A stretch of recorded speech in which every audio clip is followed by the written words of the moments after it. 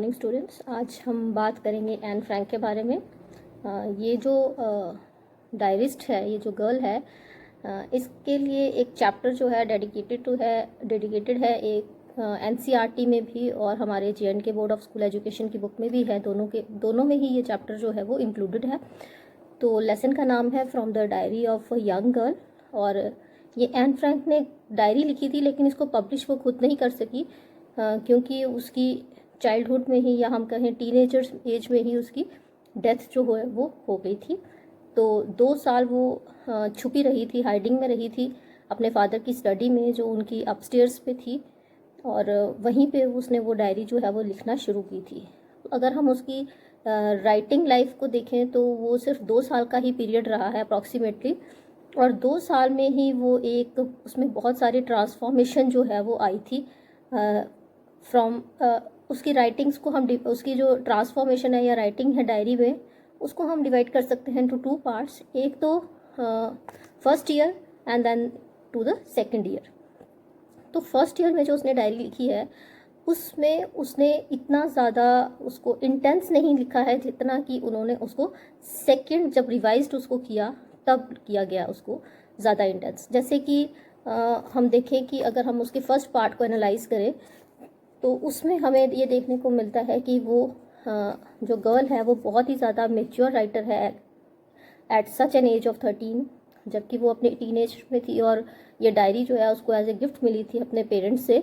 तो ये जो राइटिंग है उसने लिखी है वो हाइडिंग में लिखी है, और उसने उसमें क्या वो एक्सपीरियंस करती थी, उसकी फैमिली के साथ कैसे रिलेशंस थे, मतलब उसकी फैमिली में उसके पेरेंट्स के साथ कैसा रिलेशन था, उसके सिस्टर के साथ था, उसकी ग्रैंड माँ के साथ कैसा था। तो they were 11 people there living in a 4 room compartment, जिसमें बहुत ज़्यादा उनको रिस्ट्रिक्शंस जो थी हुआ करती थी। Even they are not allowed to use the toilet even for 10 hours. तो उसके लिए भी हर चीज़ का एक टाइम जो था वो सेट था, नॉइज़ वो नहीं कर सकते थे, they have to remain very silent. तो बहुत सारी रिस्ट्रिक्शंस थी उसको जो अप्लाई करनी पड़ती थी, क्योंकि उनको अपनी लाइफ जो थी वो सेव करनी थी। एट दैट टाइम जो नाजिस्ट थे देवर परसिक्यूटिंग द जूइश, तो ये जूइश थे, तो इनको अपनी लाइफ को जो था वो सेव करना था। तो फर्स्ट ईयर में हमने देखा है कि उसकी राइटिंग्स जो थी वो थी, उसमें उसने अपने एक्सपीरियंसेस को डिस्क्राइब किया है। लेकिन जब उसको इन्फॉर्मेशन मिलती है थ्रू रेडियो और ब्रॉडकास्ट कि जितने भी ये जो जूइश हैं या जो हाइडिंग में है लोग, इनकी जो पब्लिकेशंस की जाएंगी इनकी राइटिंग्स की, जब उसको ये इन्फॉर्मेशन मिलती है तो वो अपनी राइटिंग्स को रिवाइज करती है। तो जो वो रिवाइज करती है वो उसका सेकंड पार्ट को हम उसको डिस्कस करते हैं, क्योंकि सेकंड पार्ट में उसने क्या किया है, कुछ फिक्शनल कैरेक्टर्स को इंक्लूड किया है। जो उसकी फैमिली मेम्बर्स या फ्रेंड्स थे जो उनको हाइडिंग में हेल्प कर रहे थे, उनको उसने फिक्शनलाइज किया। तो यानी कि at the age of 13 a very young artist was born. तो वो क्या थी, उसमें क्या ऐसी खासियत थी कि वो चीज़ों को बहुत ही इंटेंसली एनालाइज कर लेती थी। तो ये उसका इनबॉर्न कैरेक्टर था, यानी it was a gift from nature to her कि she was a born writer. तो उसको ये बात समझ में आ गई थी और वो जो है अपनी राइटिंग्स को पब्लिश करना चाहती थी। इसलिए उसने क्या किया, बहुत सारी अपनी जो प्रीवियस राइटिंग्स थी जो उसने फर्स्ट ईयर में लिखी थी उनको रिवाइज एंड री एडिट किया। उसकी वजह से उसकी राइटिंग्स जो थी वो बहुत ज़्यादा इंटेंस भी हो गई थी। इसमें हम ये भी देखेंगे कि मैं एक्चुअली आपके लिए वो रीड कर दूंगी जो आपकी बुक में लिखा हुआ है। आपको उससे ज़्यादा वैसे जाने की ज़रूरत नहीं, एक एडिशनल नॉलेज है, मैं चाहती हूँ कि आपको पता होना चाहिए before you read and read the story which was given in your text book. तो ये जो एन है, ये चाहती थी टू बिकम अ राइटर, लेकिन ये बन नहीं सकी। ये हमें कैसे पता चला, ये भी उसकी राइटिंग से, डायरी एंट्रीज से ही पता चला कि वो राइटर बनना चाहती थी। और जब उसके फादर को इस चीज़ का पता चला तो उन्होंने उसकी राइटिंग्स को क्या किया, पब्लिश कराने की कोशिश की थी।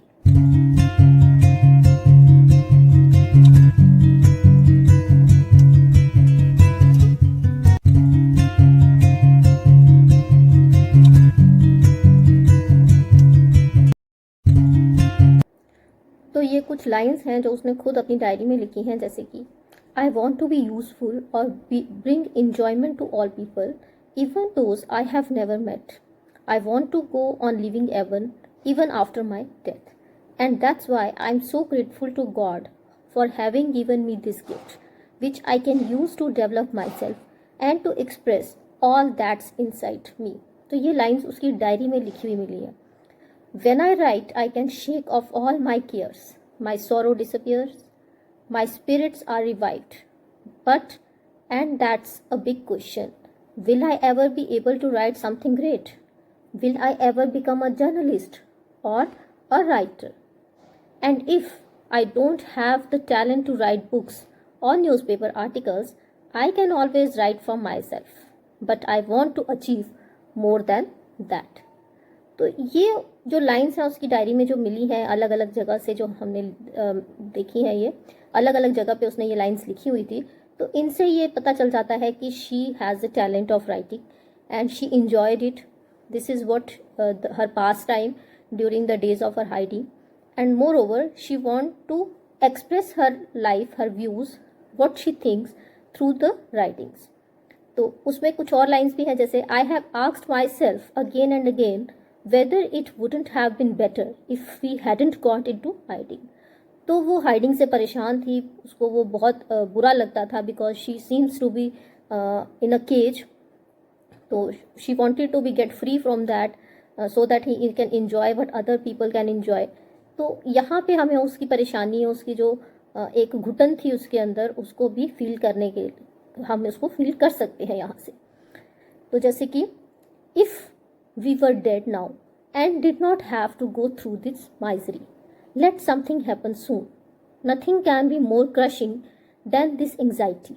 Let the end come, however cruel. And on April 11, 1944, we are Jews in chains.